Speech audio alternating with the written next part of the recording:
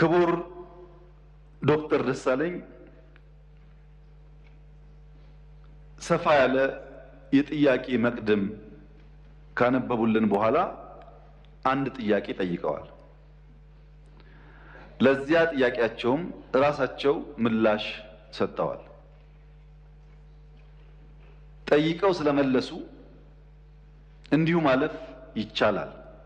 ነገር ግን ለሳቸው ክብር ለዚህ ምክር ቤትም ክብር ሲባል አንዳንዶቹ ነገሮች በግርድፉ አንስቼ አልፋለሁ። አንደኛ ይሄን ጦር ሰባቂ መንግስት በዚህ ልክ ክሪቲሳይዝ ሲያደርጉት ህዝብ እንዳይወጣ፣ እንዳይገባ፣ እንዳይማር፣ እንዳያርስ፣ ማዳበሪያ እንዳይወስድ ያደረገውን ኃይል ምን ነው አላየኸውም አልሰማውም አሉት።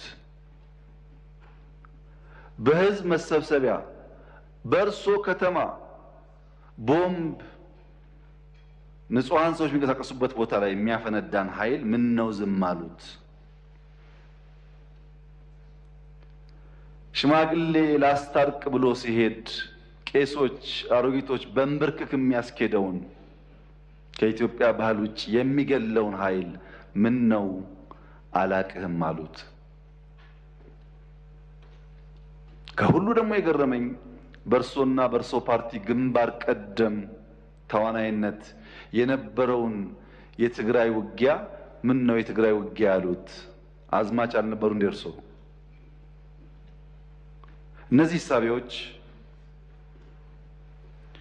የማያውቁት ሀገር ሄዶ ቁርበት አንጥፉልኝ እንዳለው ስጋ በሊታ ያስመስለዋል። ይሄ ተገቢ አይመስለኝም። በእኛ በኩል ያለውን ክሪቲክስ ችግር የለውም እንፈትሸዋለን። እርሶ ግን ትንሽ ሚዛን ቢጠብቁ ጠቃሚ ነበር ብዬ አስባለሁ። ምክንያቱም ለሰላም ምን ያክል ጥሪ እንዳደረግን በዚህ ቤት ጭምር ስለሚያውቁ። ሌላው በጣም የገረመኝ ጉዳይ የእርሶ መንግስት በቄስ ሞገሴዎች ውዳሴ ያሉት እኛ ሰፈር ፊት አውራሪ መሸሻ የሉም፣ ቄስ ሞገሴዎች ምን ያደርጋሉ ነው። ቄስ ሞገሴ ፊት አውራሪ መሸሻ በሌሉበት ህልውና እንደሌላቸው ስለሚታወቅ ባይሆን እኛ ጉዱ ካሳዎች ብንባል ያምር ይሆናል እንጂ ቤት በኩል ነው ቄስ ሞገሴዎች እኛ ሰፈር የሚታዩት። ምክንያቱም እኛ ትናንትናን ናፋቂዎች፣ ትናንትናን ለማጽናት የምንሸረግድ ሰዎች ሳንሆን ነገን ለልጆቻችን ለመስራት መጋፈጥ የማይጋባንን ጉዳዮች የምንጋፈጥ ለውጥ ፈላጊዎች ነን። ጉዱ ካሳዎች ነን። ይሄንን እሳቤውን እዚህ ቤት የነበሩት ሐዲስ ዓለማየሁ ላፍታ ተነስተው ጥያቄውና ኢትዮጵያ ውስጥ ያለውን ነገር ቢመለከቱ ምን ነው ያብዬን ወደምዬ የሚሉ ይመስለኛል። መንግስታችን ለክሪቲክስ በጣም ክፍት ነው። ኢትዮጵያ ውስጥ ባልተለመደ ሁኔታ ስልክ ያለው ማይክ የያዘው ሁሉ የሚናገርበት ዘመን ነው ይሄ ዘመን። ሐሳብ በመግለጽ ሰው ይታሰራል ላሉት እርስዎ እዚህ ፓርላማ አካባቢ ከመቅረቡ በፊት የዚህ ፓርላማ አባል ነበርኩ ነኝ። ቅድም እንዳደረጉት አይነት ግላጭ ስድብ አይፈቀድም ፓርላማ ውስጥ። ነበርንበት፣ እናቀዋለን።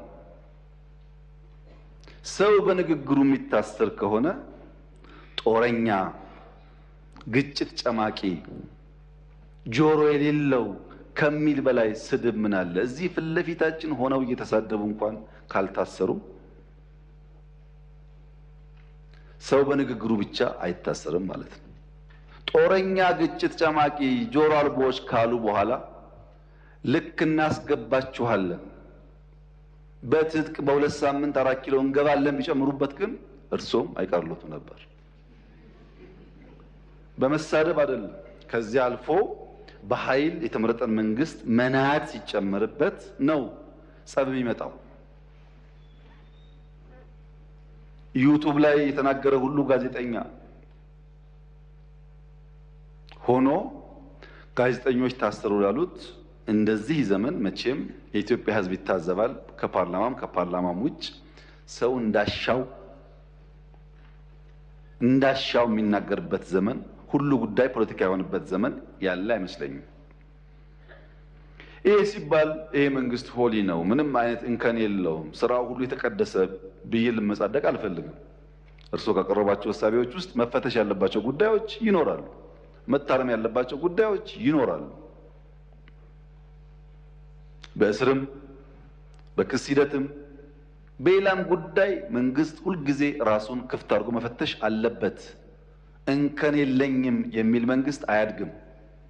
ነገር ግን ሚዛን ሲጠፋ ለሚሰማውም ትውልድ ለእርሶም ፓርቲ ጉዳት ያለው ስለመሰለኝ ነው። ምክንያቱም ይሄ መንግስት አሁን ያለው መንግስት የእርሶ ፓርቲ መንግስት ሆኖ ያቋቋመው ነው። የእርሶ ፓርቲ ሊቀመንበር የኔ ካቢኔ አባል ናቸው። የእርሶ ፓርቲ አመራሮች በአማራ ክልል፣ በአዲስ አበባ ክልል ውስጥ፣ በአዲስ አበባ ከተማ ውስጥ አመራሮች ናቸው። በጋራ የምንመራው መንግስት ነው። እናንተም ስላላችሁ እኛም ስላለንበት ሰዎችም ስለሆን ስንፍናዎች ይኖራሉ፣ ድካሞች ይኖራሉ፣ መታረም የሚገባቸው ጉዳዮች ይኖራሉ። ለምሳሌ ጦርነት በሚመለከት ወደ ኋላ መለስ ብለው የኢትዮጵያን የ100 ዓመት ታሪክ ይመልከቱ። በ100 ዓመት ጊዜ ውስጥ 7 ዓመት ሙሉ ከአንድም ጎረቤት ጋር ያልተዋጋ ብቸኛው መንግስት የኛ መንግስት ነው። ባለፉት 7 ዓመታት ከየትኛውም ጎረቤት ጋር አንድ ጥይት አልተኮሰም። እኔ በታሪክ የማውቀውን ሳይሆን በአካል የማውቀውን ግን ላስታውሶ በ83 ገብቶ 84 መንግስት የመሰረተው የኢህአዴግ መንግስት እስከ 90 ዓመተ ምህረት ባለው 6 ዓመት ጊዜ ውስጥ መጀመሪያ ከሳውት ሱዳን ኢታንግ ላይ፣ ቀጥሎ ከሱዳን፣ ቀጥሎ ከኤርትራ ውጊያ አካሂዷል። በኋላ የሶማሌውን ሳይጨመር ማለት ነው። በ7 ዓመት ጊዜ ውስጥ በደርግም የሚያውቁት ታሪክ ነው። በንጉሱ ጊዜም እንዲሁ ባለፉት 7 ዓመታት ከአንድም ጎረቤት ጋር ያልተዋጋ ነው። የሚያጋጩ ጉዳዮች ስለሌሉ ሳይሆን ግጭት ጉዳት አምጪ እንደሆነ ስለምናቅ ነው፣ ስላደግንበት ስለምናቀው ነው። በሀገር ውስጥ ቤኒሻንጉል ጋር ታጣቂዎች በሰላም ተደራድረን አላስገባንም። ይሄ አይታወቅም፣ ለምክር ቤት አያውቀውም። ኦሮሚያ ውስጥ በጣም በርካታ ሴክቶች እንደገቡ አይታወቅም። በአማራ ክልል ባለፉት 2-3 ቀናት ብቻ ከ70 በላይ ሰዎች በሰላማዊ መንገድ ገብተዋል። 2-3 ቀን ብቻ። በአፋር ክልል፣ በሶማሌ ክልል በርካታ የሰላም ድርድሮች ተካሂደዋል። ለዚህ ነው መጠነኛ ለውጥ መሻሻሎች ያሉት።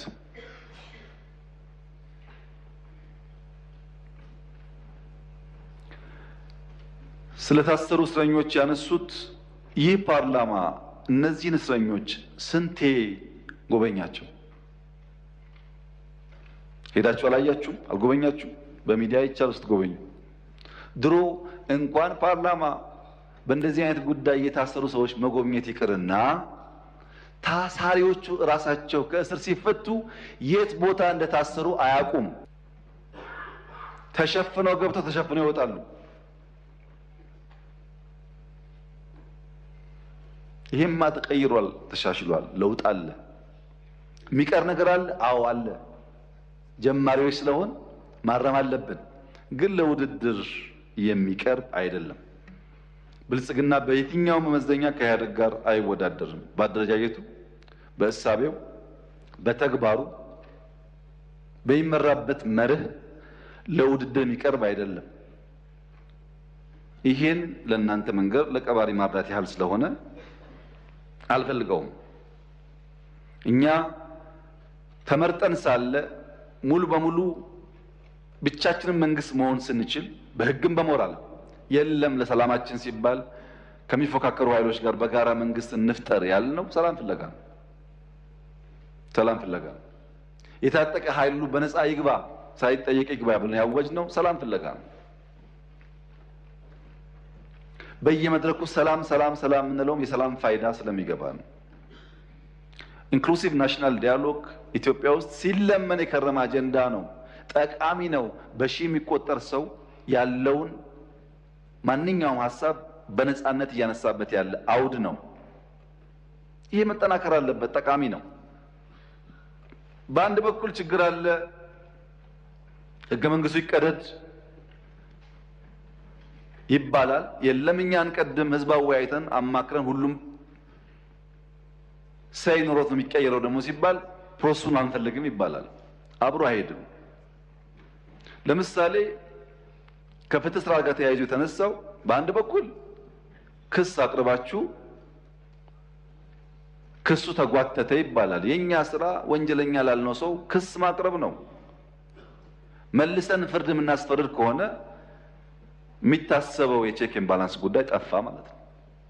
ባይከሰሱ ሳይከሰሱ ታሰሩ ይባላል።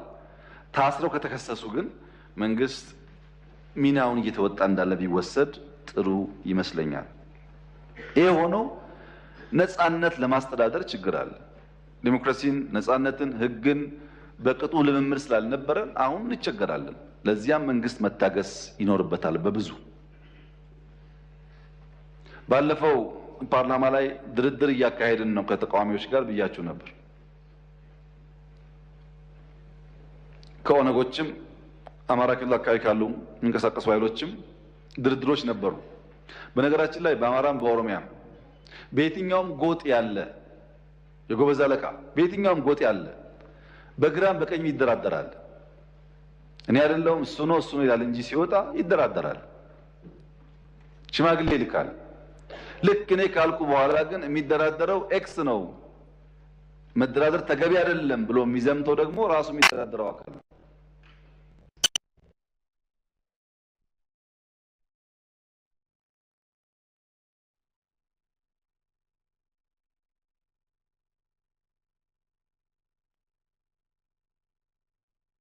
አማራ ክልል ላሉትም እንደዚሁ በሰላም ግቡ። መንግስት ሁልጊዜም እጁ የተዘረጋ ነው። በድርድር በሰላም ጉዳያችን ለመፍታት ትልቅ ፍላጎት አለን። ጥቅም ስለሌለው ዓላማውን ስለማያሳካ 5 ዓመት ብንዋጋ 6 ብንዋጋ ማንም ሰው 4 ኪሎ ስለማይደርስ ዋጋ የለውም። ዓላማ ለሌለው ነገር ደግሞ መጋደል ተገቢ ነው። ሰላሙ ከማንም በላይ እኛ የምንፈልገው ጉዳይ እንደሆነ ቢታሰብ። ሁሉ ነገር ጨለማ ነው፣ ሁሉ ነገር ጥፋት ነው፣ ሁሉ ነገር አዘቅት ነው፣ ሁሉ ነገር የለም ላሉት ክቡር ዶክተር ደሳለኝ እኔ ለርሶ ነው ያዘንኩት።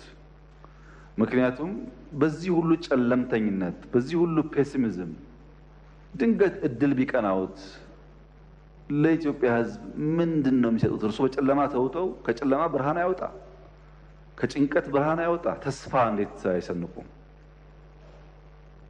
ይሄን አልቻላችሁም እኔ መጥቼ ቀይረዋለሁ እንኳን ቢሉን ነው የሚሻለው እንጂ ሁሉ ነገር ጨለማ ከሆነ ጥሩ አይደለም።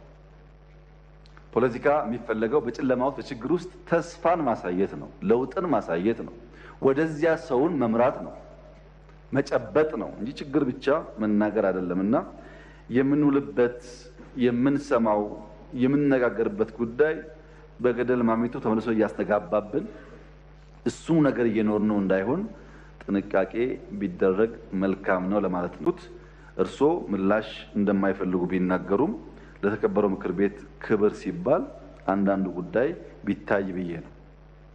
ካነሷቸው ጫፍ የወጡ ክሪቲክሶች እና ሂሶች መካከልም ቢሆን ለኛ ጠቃሚ የሚሆኑትን ጉዳዮች ግን ፈትሸን እንወስዳለን።